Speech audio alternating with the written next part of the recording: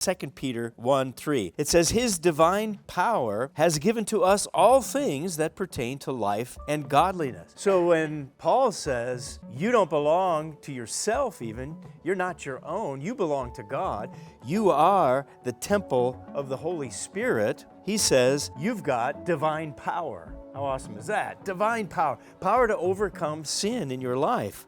He goes on to say, He has given us exceedingly great and precious promises. That's verse 4. That through these you may be partakers of the divine nature, having escaped the corruption that's in the world through lust. So we have the nature of God. We have divine power. That's phenomenal when you think of the implications of that. Should we have the ability to overcome sin? Should we have the ability to succeed spiritually? Should we be able to grow in grace and knowledge? Yeah, we've got the divine nature in us.